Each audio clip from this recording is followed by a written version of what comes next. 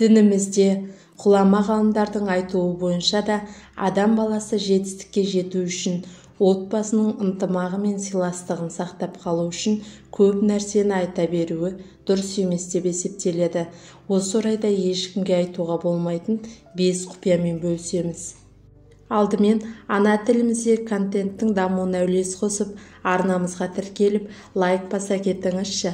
Ешкімге айтуға болмайтын ең алғашқы құпия алдағы күнге, болашаққа құрған жоспарларыңыз, алға қойған мақсаттарыңыз толық орындалмайынша ол туралы ешкімге тіс жармағаныңыз абзал. Неге? Өйткені психологтардың айтуы бойынша адам алға қойған мақсаттарын айтқанда ми оны істелініп бітті, яғни бұл іс орындалды деп қабылдайды екен. Нәтижесінде осыған жетемін деп құлшынып отырған адамның желі шыққан доптай болып, еңбекке деген талпынысы басылып, бойына жалқаулық бітетін көрінеді. Қазақ айтпақшы, арық айтып семіз шық деген сөз осыған сайса керек. Бұл орайда тарихтан алған үлкен дәлел бар. Тарихта алғаш рет ұшақты ойлап тапқан ағайынды Уилбер мен Орвилл Райттар еді. Алғашында жұрт оларды мүлдем танымады, себебі олар мақсаттарына жету үшін оны ешкімге жарияға жар салмай-ақ өз еңбектерімен айналысты.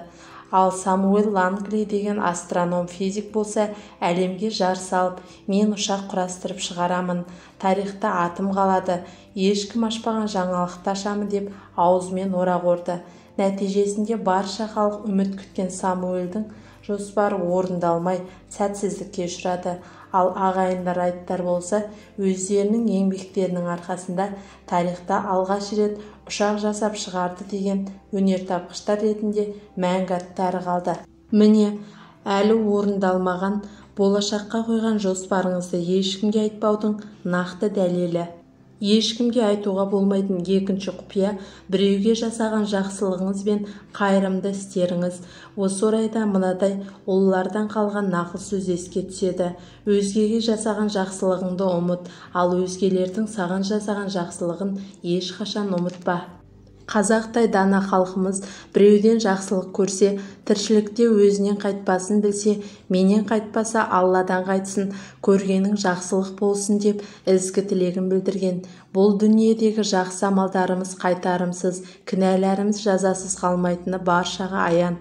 Сондықтан игіліктерге себепші болып, әлсіздерге көмекші болып жүрейік. Бұл дүниеде істеген жақсылықтарыңыз мәңгілікте біліп-білмей істеген қателеріңізден сақтайды. Сондықтан да бұл істеріңізді әркімге айта бермегеніңіз қайырлы. Алла тағала кім жақсылықпен араға түссе, содан оған игі үлес бар дейді Ниса сүресінің 85 аятында. Ешкімге айтуға болмайтын үшінші құпия үйдегі ұрыс-керіс пен отбасылық өмір жайлы. Өмірдің өзі әртүрлі жағдайлардан тұрады. Отбасы болғаннан соң кейде қуаныш, кейде реніш пен келіспеушіліктер, махаббат пен сыйластық бәрі де болып жатады. Ал кейде әйел адамдар эмоцияға берілгіш болғандықтан үйдегі ұрыс жанжалды күйеуінің не істеп не қойғанын құрбылары мен таныстарына айтып жатады. Бұл мүлде дұрыс емес. Себебі сырыңды айтып, досым деп жүрген адамың да досы бар екенін ұмытпа. Ал егер қиналып, сырыңыз ішіңізге сыймай бара жатырса, анаңыз бен бауырыңызға айтыңыз. Себебі жақын адамдар бір-біріне киім сияқты, бір-бірінің кемшілігін жауып тұрады. Сонымен қатар отбасындағы ішіп-жеміңіз, жүріп тұрғаныңыз, төсек қатынасыңыз, бұлар жайлы жақ ашудың өзі қате. Дінімізде бұл жайлы қатаң тыйым салады. Сондықтан отбасыңыздың берік, жақындарыңызбен ара қатынасыңыз сыйластықта болғанын қаласаңыз, артық сөз сөйлеуге тырыспаңыз. Ешкімге айтуға болмайтын төртінші құпия біреудің сізге сеніп айтқан сыры мен сөздерін сыр сақтаңыз. Аузында сөз тұрмайтын адамдар болады. Ашық ауыз деп жатады оларды. Кейде олар өз мәселелерін, отбасындағы адамдардың кемшіліктерін, бауырларының ұрысын, ағасы мен жеңгесінің ара қатынасын, әке-шешесінің қиыншылықтарын, көршісінің кредитін, бәрін көрген-білген адамдарына толықтай жайып жүреді. Көшеден есткен сөзіңізді, баяғыдағы 40 жыл бұрын сізді ренжіткен қайын жұртыңыздың кемшіліктерін ешкімге айтпаңыз. Осы орайда көп сөйлейтін адамдардың аузында сөз тұрмайды деп, аз сөйлейтін адам сыр сақтай алады десеңіз, қатты қателесесіз. Психологтардың зерттеуі бойынша өзгемен тіл табысып кете алмайтын, үндемей отыратын адамдар біреудің сырын ашуға, құпиясын айтуға бейім келетін көрінеді. Есесіне ешкімге өз сырын ақтармайды.